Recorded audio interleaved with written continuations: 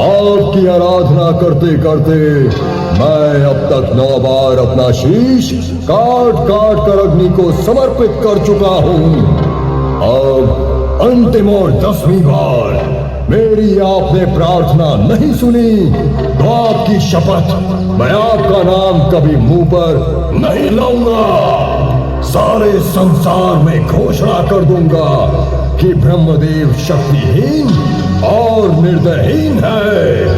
वो ना किसी की तपस्या से बसिष्ठ है और ना आराधना से। उनका बल अब समाप्त हो चुका है। सुन रहे हो ब्रह्मदेव? सुपर्णखा, अपना खड्ग लाओ। रावण भैया, कहीं ब्रह्मा आपकी बात का बुरा न मान जाए।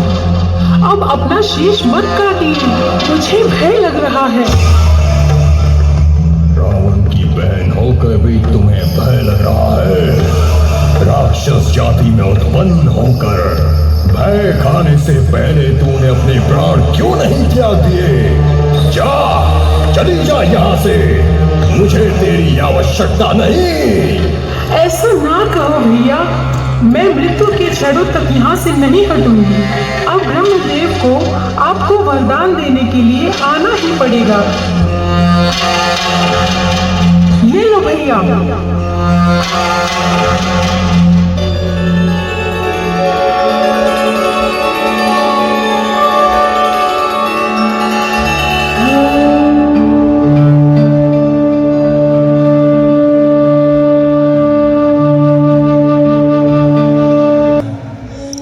समझे नहीं, आपको जाना ही पड़ेगा। कहाँ जाना पड़ेगा? कुछ दिनों से रावण और उसके भाई कुंभकर्ण तथा विभीषण तप कर रहे हैं और वो मेरा आह्वान कर रहे हैं। रावण अपना शीश काट काट कर मेरा आह्वान कर रहा है। तो इसमें चिंतित होने की क्या बात है? आपकी तपस्या तो सभी करते हैं। हाँ, करते हैं, लेकिन मैं चिंतित रावण से नहीं, कुंभकर्ण से हूं, क्योंकि इस बार वो जो वरदान मांगना चाहता है उससे पृथ्वी पर कोई भी प्राणी जीवित नहीं रह पाएगा। वो दुष्ट नित्य आहार करेगा तो सारा संसार ही उजाड़ हो जाएगा। आखिर वो ऐसा क्या वरदान मांगने वाला है? वो चाहता है कि वो एक दिन सोए और 6 महीने जागता रहे। तब तो वो सबको खा जाएगा। हाँ, मैं इसी बात से चिंतित हूँ। गुरु बृहस्पति देव, आप ही कोई उपाय सुझाइए।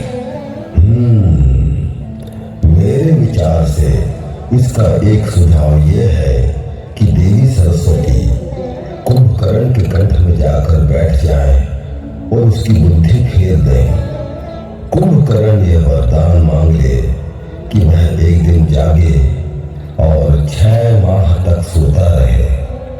हाँ, ये अति उत्तम होगा। हे मां सरस्वती, अब आप ही कुछ कीजिए। हे देवी, अब आप जाकर कुंभकर्ण की बुद्धि फेर दीजिए, जिससे वो ये वरदान मांगे कि एक दिन जागे और 6 महीने तक सोता रहे। जैसी आज्ञा ब्रह्मदेव। प्रसन्न हो।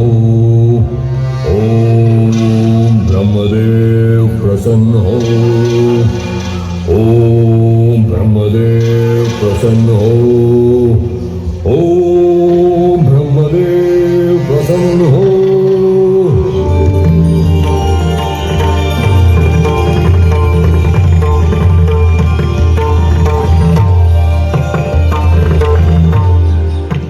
प्रणाम ब्रह्मदेव, आयुष्मान भव।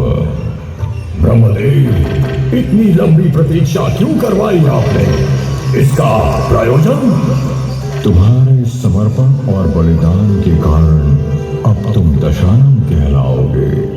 तुम्हारे एक मस्तक पर 10 मस्तकों के बराबर बुद्धि और बल रहेगा। तुम जब चाहो 10 सिर वाले बन सकते हो और जब चाहो 1 सिर वाले। अब वरदान मांगो। ब्रह्मदेव, यदि आप मुझ पर प्रसन्न हैं तो वरदान दीजिए, मैं सदा सदा के लिए अमर हो जाऊं।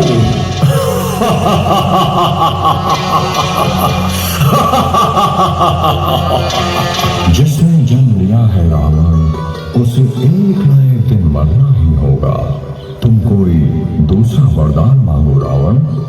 यदि आप मुझे अमरता का वरदान नहीं दे सकते तो मुझे ये वरदान दीजिए कि मैं ना किसी देव से मारा जाऊं, ना किसी दानव से।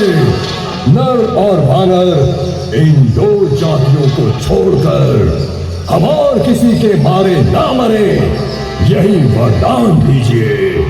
तथास्तु, मैं तुम्हें ये भी वरदान देता हूँ, तुम जब भी चाहो अपनी इच्छा अनुसार रूप बदल सकते हो।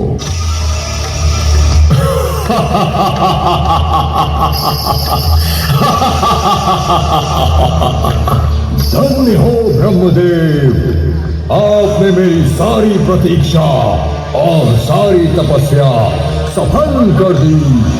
अब मैं अपनी माता और माता की आज्ञा के अनुरूप तीनों लोकों में राक्षस जाति की विजय पताका फहराऊंगा।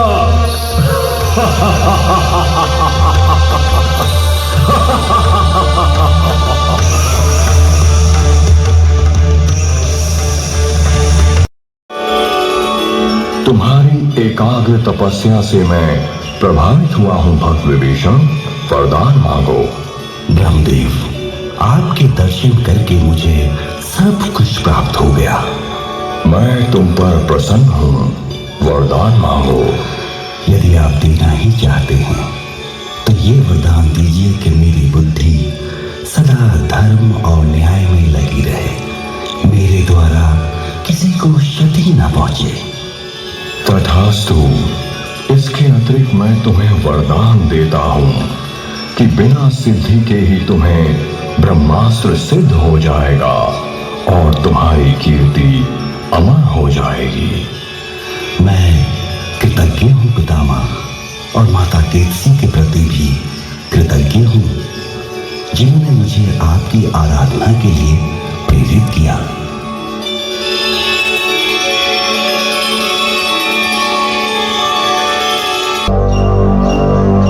कुंभकर्ण, तुमने भी अपने भाइयों के साथ एकाग्र तपस्या की है, मैं तुमसे भी प्रसन्न हूँ, वरदान मांगो। भूखा प्यासा रहकर तपस्या करते करते बहुत ऊब गया हूं ब्रह्मदेव। मुझे लगता है संसार का सबसे बड़ा सुख नींद में